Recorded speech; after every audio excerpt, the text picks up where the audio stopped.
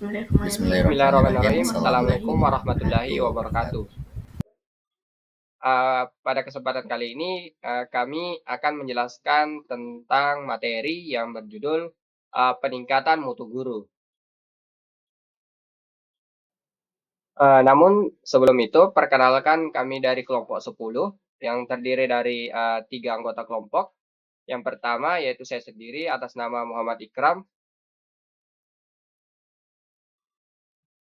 Baik, dan perkenalkan saya Nur Pamidayat. Baik, untuk selanjutnya perkenalkan saya Insyira Sahwan Aswari. Nah, pada kesempatan kali ini, kami akan menjelaskan tentang peningkatan mutu guru yang terdiri dari, 3 pokok materi. Yang pertama yaitu deskripsi mutu guru, yang kedua yaitu strategi dan peningkatan kompetensi guru, dan yang ketiga evaluasi dan monitoring dalam peningkatan mutu guru.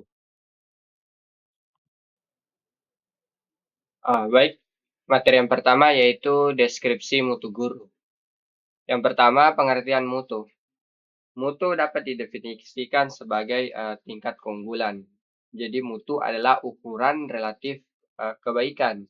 Nah, dalam konteks pendidikan, pengertian mutu itu mengacu pada masukan, proses, keluaran, dan dampaknya. Mutu masukan dapat dilihat dari berbagai sisi. Yang pertama, kondisi baik atau tidaknya masukan sumber daya manusia, seperti kepala sekolah, guru, staf tata usaha, dan siswa. Kedua, memenuhi atau tidaknya kriteria masukan material berupa alat peraga, buku-buku kurikulum, prasarana, dan sarana sekolah. Yang ketiga, yaitu memenuhi atau tidaknya kriteria masukan yang berupa alat perangkat lunak seperti peraturan struktur organisasi, deskripsi kerja, dan struktur organisasi. Nah, yang keempat, mutu masukan yang bersifat harapan dan kebutuhan, seperti visi, motivasi, ketekunan, dan cita-cita. Nah, tenaga pendidik atau guru ini berdasarkan Undang-Undang Guru dan Dosen Pasal 10 Ayat 1 bahwa tenaga pendidik itu mempunyai 4 kompetensi, yaitu kompetensi pedagogik, kompetensi profesional, kompetensi kepribadian, dan kompetensi sosial yang diperoleh melalui pendidikan profesi. Nah, pada profesi pendidikan, mutu pendidikan itu berkaitan dengan bahan ajar, metodologi, sarana dan prasarana, ketenagaan, pembiayaan, lingkungan, dan sebagainya.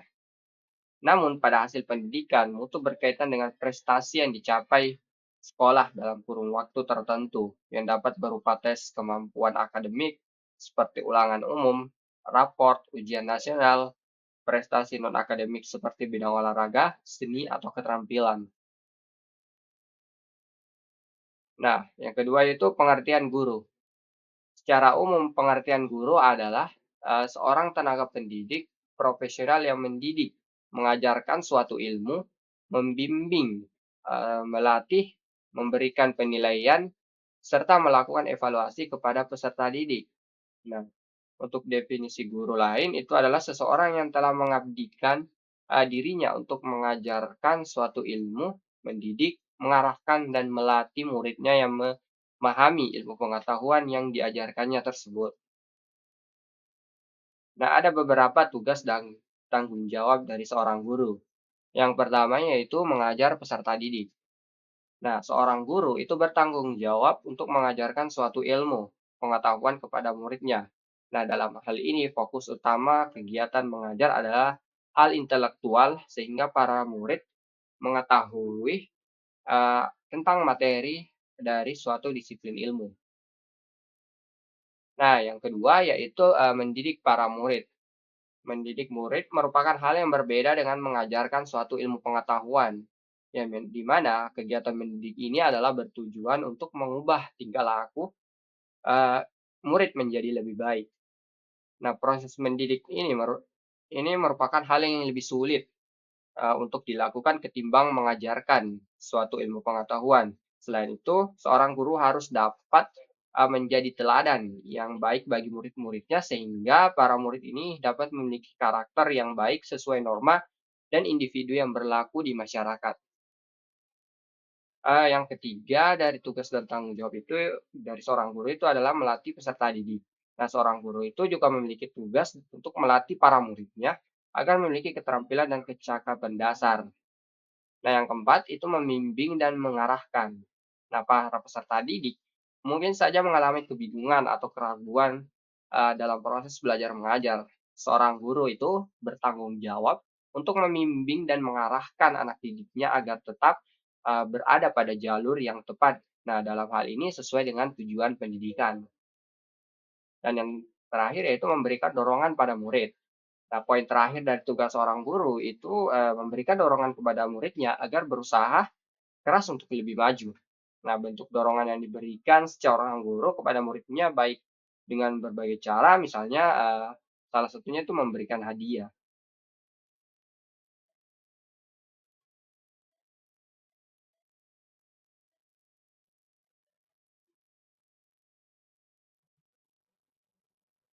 Nah, terdapat peran guru dalam pendidikan. Nah, untuk guru itu memiliki peran dalam pendidikan yang ya salah satu yang pertama yaitu sebagai pengajar, yaitu orang yang mengajarkan suatu ilmu pengetahuan kepada para anak didiknya. Nah, yang kedua yaitu sebagai pendidik, yaitu, orang yang mendidikkan muridnya agar, memiliki tingkah laku yang sesuai dengan norma-norma yang berlaku di masyarakat. Nah, yang ketiga yaitu sebagai, pembimbing. Nah, yaitu orang yang mengarahkan, muridnya agar tetap berada pada jalur yang tepat sesuai dengan tujuan pendidikan. Selanjutnya itu sebagai motivator. Nah, yaitu orang yang memberikan motivasi dan semangat kepada muridnya dalam belajar. Selanjutnya itu sebagai teladan, yaitu orang yang memberikan contoh dan teladan yang baik kepada murid-muridnya. Yang selanjutnya itu sebagai administrator. Nah, sebagai administrator ini maksudnya orang yang mencatat perkembangan para murid-muridnya. Selanjutnya itu sebagai evaluator. Nah, evaluator ini yaitu orang yang melakukan evaluasi terhadap, proses belajar anak didiknya. Dan yang terakhir sebagai inspirator, yaitu, orang yang menginspirasi para muridnya sehingga memiliki satu tujuan, di masa depan dan lain-lain. Nah, yang ketiga yaitu mutu guru. Nah, mutu guru ini berkaitan dengan kinerja guru dalam menginvestasi dari kemampuan guru untuk merencanakan dan mengimplementasikan atau melaksanakan dan menilai hasil belajar peserta didik. Nah, guru yang memiliki kinerja tinggi itu dapat meningkatkan kualitas pendidikan yang lebih baik. Nah, kinerja seorang guru akan menentukan kualitas yang dimiliki oleh seorang guru yang bersangkutan. Nah, kualitas guru merupakan variabel penting yang mempengaruhi kualitas pendidikan. Dalam hal ini, peserta didik mendapatkan poin plus terhadap hasil karya. Dengan demikian, guru ikut andil dalam membangun mutu pembelajaran. Nah, pendidikan dikatakan bermutu jika mampu menghasilkan lulusan-lulusan yang memenuhi 4 kompetensi. Nah, yang yaitu ada kompetensi akademik, kompetensi profesional, kompetensi nilai dan sikap, dan kompetensi untuk menghadapi perubahan. Nah, mutu guru ini tidak lepas dengan mutu pendidikan itu sendiri. Sebenarnya istilah mutu itu memiliki makna yang berbeda-beda. Karena istilah mutu berkaitan dengan sudut pandang yang istilah yang berbeda-beda pula. Nah, perbedaan itu terjadi disebabkan oleh konsep mutu yang bertolak dari standar absolut eee, dan standar relatif. Nah, mutu itu mengandung dua hal, yaitu sifat keadaan dan taraf atau kedudukan. Nah, demikian juga halnya terhadap sifat dan taraf mutu di dalam pendidikan. Akan tetapi, setiap orang memiliki pandangan yang berbeda mengenai sifat dan taraf tersebut. Nah, berdasarkan pendekatan ekonomi, mutu lebih, menekankan pada output pendidikan, berhubungan dengan lapangan kerja, siap kerja, dan siap latih. Nah, pendekatan yang kedua, mutu ditampilkan melalui istilah-istilah sikap, kepribadian, dan kemampuan intelektual dengan tuntutan tujuan pendidikan nasional. Nah, pengakuan, kedudukan guru ini sebagai, tenaga profesional tersebut dapat dibuktikan dengan sertifikat pendidikan, eee Pada pasal 39 ayat 2 Undang-Undang Sistem Pendidikan Nasional menyatakan pendidikan ialah tenaga profesional yang bertugas merencanakan dan melaksanakan proses pembelajaran, menilai hasil pembelajaran, melakukan pembimbingan dan pelatihan, serta melakukan penelitian dan pengabdian kepada masyarakat, terutama bagi pendidikan pada perguruan tinggi. Materi selanjutnya yaitu strategi dan metode peningkatan kompetensi guru. Guru merupakan suatu pekerjaan profesional yang memerlukan suatu keahlian khusus. Karena keahliannya bersifat khusus, guru memiliki peranan yang sangat penting dan strategi dalam kegiatan pembelajaran yang akan menentukan mutu pendidikan di suatu satuan pendidikan. Oleh karena itu, dalam sistem pendidikan dan pembelajaran dewasa, kedudukan guru dalam proses pembelajaran di sekolah belum dapat digantikan oleh alat atau mesin secanggih apapun. Berikut adalah beberapa pendekatan yang diidentifikasi dalam penelitian dan praktek yang ada. Strategi peningkatan kompetensi guru. Yang pertama itu pelatihan dan workshop. Pelatihan yang terstruktur seperti seminar dan workshop dapat membantu guru mengembangkan keterampilan dan pengetahuan mereka. Yang kedua, pendidikan profesi guru. Mengikuti pendidikan profesi guru yang berkarakter adalah salah satu cara untuk meningkatkan kompetensi. Yang ketiga itu adalah analisis SWOT. Penggunaan analisis SWOT dapat membantu dalam merumuskan strategi yang tepat untuk meningkatkan kompetensi. Yang keempat itu kolaborasi dengan stakeholders. Membangun kerjasama dengan berbagai pihak, termasuk orang tua, yayasan, dan lembaga pendidikan lainnya, dapat menciptakan lingkungan yang mendukung peningkatan kompetensi guru. Yang kelima adalah penggunaan teknologi. Memanfaatkan teknologi dalam pembelajaran dan pelatihan guru dapat meningkatkan efektivitas pengajaran. Yang keenam, kegiatan kelompok kerja guru atau KKG. Aktif dalam KKG dan komunitas guru lainnya dapat mendorong pertukaran pengetahuan dan pengalaman antar guru. Selanjutnya, sesuai dengan Peraturan Pemerintah Nomor 19 Tahun 2005 tentang Standar Nasional Pendidikan Pasal 28 Ayat 3 menyatakan bahwa kompetensi yang harus dimiliki oleh seorang guru sebagai agen pembelajaran adalah sebagai berikut, yaitu yang pertama kompetensi pedagogik, yaitu kemampuan mengelola pembelajaran peserta didik, meliputi pemahaman terhadap peserta didik, perancangan dan pelaksanaan pembelajaran, evaluasi hasil belajar, dan pengembangan peserta didik untuk mengaktualisasikan berbagai kompetensi yang dimilikinya. Yang kedua itu kompetensi kepribadian, kemampuan kepribadian yang mantap, stabil, dewasa, arif, berwibawa, menjadi teladan bagi peserta didik dan berakhlak mulia. Yang ketiga, kompetensi profesional, kemampuan penguasaan materi pembelajaran secara luas dan mendalam yang memungkinkannya membimbing peserta didik memenuhi standar kompetensi yang ditetapkan. Baik, di sini saya akan melanjutkan materi berikutnya, yaitu tentang evaluasi dan monitoring dalam peningkatan mutu guru.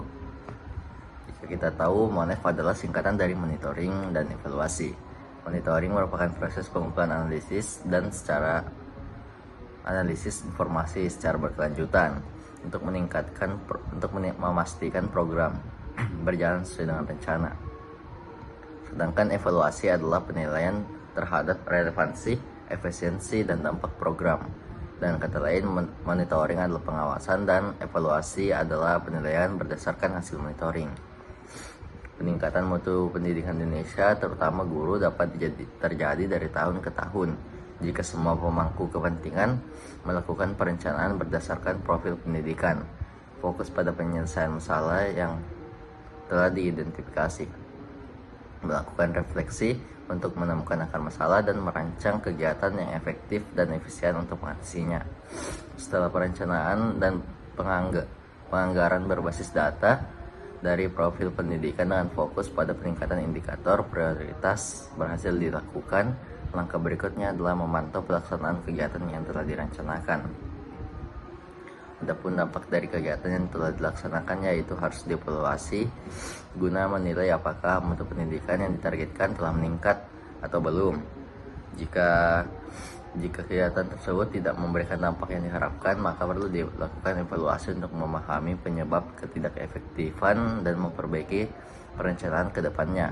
Evaluasi dampak dilakukan dengan membandingkan capaian profil pendidikan dari tahun ini dengan tahun sebelumnya. Suatu kegiatan yang dianggap efektif jika terdapat peningkatan pencapaian. Kegiatan yang telah direncanakan dilaksanakan dengan baik, dipantau kemajuannya, dan dievaluasi dampaknya. Proses ini menciptakan perbaikan berkelanjutan. Terdapat 3 tahapan dari proses monitoring dan evaluasi. Yang pertama, monitoring dan evaluasi tahap 1, menilai pelaksanaan kegiatan dan anggaran. Tapi ini bertujuan untuk memastikan bahwa pelaksanaan program sesuai dengan rencana kerja yang telah ditetapkan. Adapun langkah-langkah yang diambil yaitu pertama, mengunduh dan data pelaksanaan kegiatan dan anggaran dari platform Arkas atau format lainnya. Yang kedua, meninjau sejauh mana kegiatan terlaksana dan seberapa besar anggarannya. Yang ketiga, menyusun rekomendasi untuk perbaikan jika diperlukan. Adapun monitoring dan evaluasi tahap 2 yaitu pencatatan dan pelacakan perubahan. Tapi ini bertujuan untuk mendokumentasikan bukti-bukti perubahan yang muncul sebagai hasil dari program yang telah dilaksanakan. Suatu pendidikan dapat melakukan langkah-langkah sebagai berikut. Yang pertama, membandingkan berbagai perubahan yang mungkin terjadi akibat pelaksanaan program. Yang kedua, mendokumentasikan perubahan dalam bentuk foto, video, atau dokumen lainnya sebagai bukti. Adapun yang terakhir, monitoring dan evaluasi tahap 3. Penilaiannya terhadap peningkatan mutu. Tapi ini berfokus pada pengukur hasil peningkatan mutu pendidikan, terutama bagi satuan pendidikan dasar dan menengah. Langkah-langkahnya meliputi yang pertama, membandingkan hasil capaian profil pendidikan dari tahun ke tahun.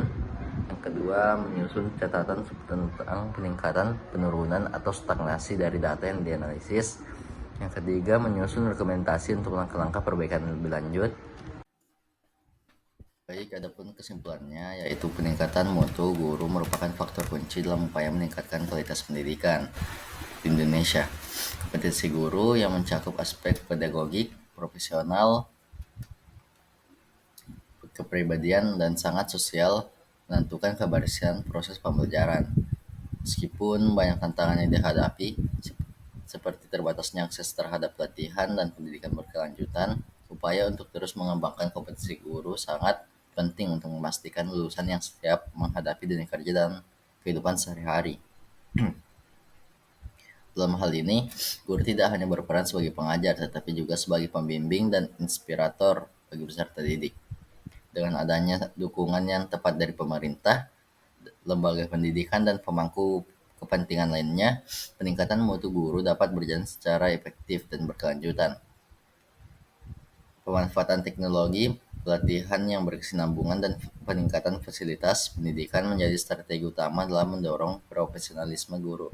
Pada akhirnya, guru yang berkualitas akan menciptakan generasi muda yang unggul, berkarakter, dan mampu bersaing di tingkat nasional maupun global. Mungkin itu saja presentasi dari kelompok kami. Lebih dan kurangnya mohon dimaafkan. Wassalamualaikum warahmatullahi wabarakatuh. Baik, itulah presentasi materi tentang peningkatan mutu guru dari kelompok kami. Jika ada kekurangan mohon dimaafkan. Sekian dari kami. Wassalamualaikum warahmatullahi wabarakatuh.